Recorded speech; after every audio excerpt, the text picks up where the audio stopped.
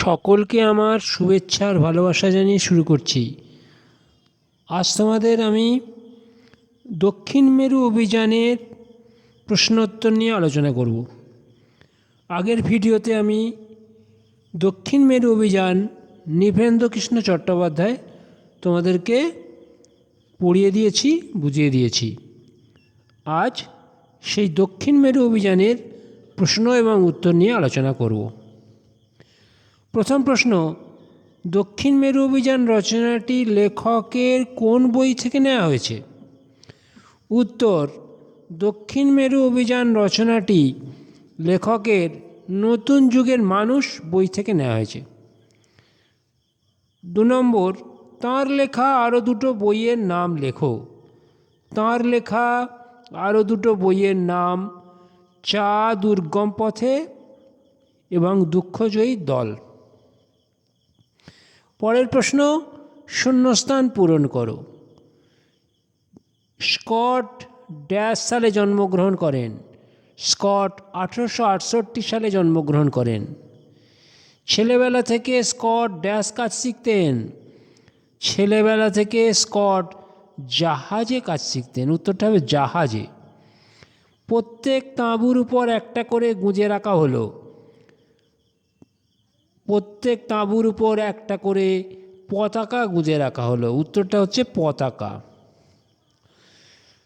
1910 সালের জুন মাসের প্রথম দিকে দলবল নিয়ে স্কট ড্যাশ জাহাজে করে দক্ষিণ মেরুর দিকে দক্ষিণ মেরুর পথে যাত্রা করলেন।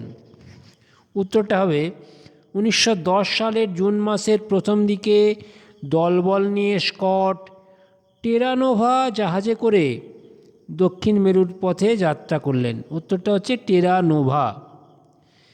ক্যাপ্টেন স্কটের মৃতদের সঙ্গে তাঁর ড্যাশ পাওয়া যায়? ক্যাপ্টেন স্কটের মৃতদের সঙ্গে তাঁর ডায়েরিও পাওয়া যায়। উত্তরটা হচ্ছে ডায়েরি। নিচের প্রশ্নগুলির একটি বাক্যে উত্তর দাও। তার আগে আছে বাক্য রচনা করো। বাক্য রচনা করো। 1 নম্বর হচ্ছে স্লেজ। বরফের দেশে কুকুরের টানা স্লেজ গাড়ি একমাত্র বাহন। আবিষ্কার, রাইট ভ্রাতৃদ্বয় এরোপ্লেন আবিষ্কার করেন।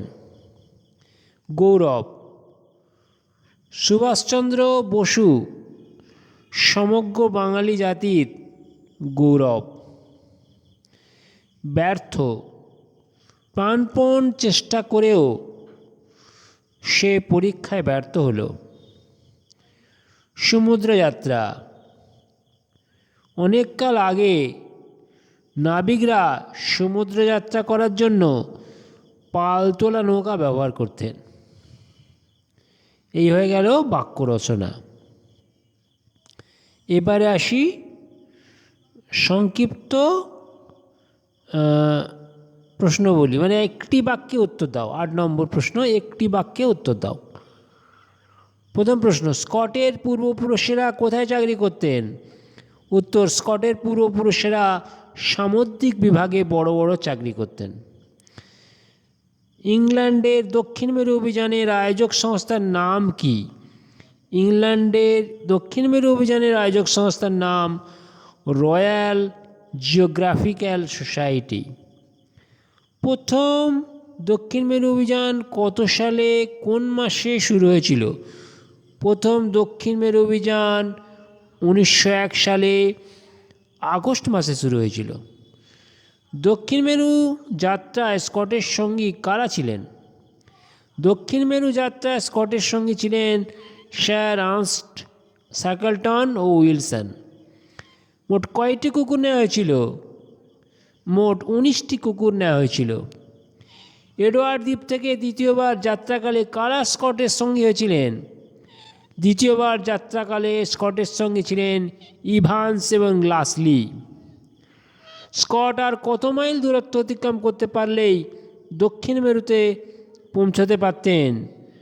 463 মাইল দূরত্ব অতিক্রম করতে পারলেই স্কট দক্ষিণ মেরুতে পৌঁছাতে পারতেন। 1908 সালে কে দক্ষিণ মেরুর উদ্দেশ্যে যাত্রা করেন? 1908 সালে আর একজন নাবিক স্যার আর্নেস্ট স্যাকলটন দক্ষিণ মেরুর উদ্দেশ্যে যাত্রা করেন। স্যাকলটন আর কতদূর যেতে পারলেই দক্ষিণ মেরুতে পৌঁছাতে পারতেন? স্যাকলটন মাত্র 97 মাইল যেতে পারলেই দক্ষিণ মেরুতে পৌঁছাতে পারতেন। স্কট তৃতীয় অভিযান কত সালে শুরু করেন? স্কট 1910 সালের জুন মাসের প্রথম দিকে তৃতীয় অভিযান শুরু করেন। নিচের প্রশ্নগুলির নিজের ভাষায় উত্তর লেখো। ছেলেবেলা থেকেই সামুদ্রিক অভিযানে স্কটের আগ্রহ ছিল কেন? উত্তর, স্কটের পূর্বপুরুষরা প্রায় সকলেই সামুদ্রিক বিভাগে চাকরি করতেন। তাঁর পূর্বপুরুষের রক্তের প্রভাবেই সমুদ্রের প্রতি স্কটের ছেলেবেলা থেকেই টান ছিল। স্কট ছাড়া অন্যান্যদের দক্ষিণ মেরু আবিষ্কারের অভিযানের প্রচেষ্টার কথা লেখো। দ্বিতীয়বার স্কট দক্ষিণ মেরুর পথ থেকে ফিরে এসেছেন শুনে স্কটের সঙ্গে স্যার আর্নেস্ট স্যাকলটন 1908 সালে নিজের দল নিয়ে আবার দক্ষিণ মেরুর দিকে রওনা হন। আর মাত্র 97 মাইল পেরোতে পারলেই তিনি প্রথম দক্ষিণ মেরুতে পৌঁছাবার গৌরব অর্জন করতে পারতেন। কিন্তু সেই দুর্লঙ্ঘ বাধার মুখোমুখি হওয়ার পর তাকে ফেরত আসতে বাধ্য হতে হয়েছিল। এরপর হচ্ছে টিকা লেখো। স্লেজ গাড়ি। কুকুরে টানা এক প্রকার গাড়ি, নাম স্লেজ গাড়ি। এই স্লেজ গাড়িতে কোনো চাকা থাকে না। এই গাড়িতে 2-1 লোক বসে যায় আর তার টেনে নিয়ে চলে কুকুর। গ্রিনল্যান্ড, নরওয়ে, কানাডা এইসব দেশের এক অঞ্চলে এই স্লেজ গাড়ি দেখা যায়। কিংস এডওয়ার্ড দ্বীপ। দক্ষিণ মেরু অভিযানকারী ব্রিটিশ নাবিক ক্যাপ্টেন স্কট 1902 সালের ফেব্রুয়ারি মাসে কিং এডওয়ার্ড নামক দ্বীপে কিছুদিনের জন্য অবস্থান করেছিলেন। দ্বীপ শব্দের অর্থ হল চারিদিকে জল, মাঝখানে স্থল।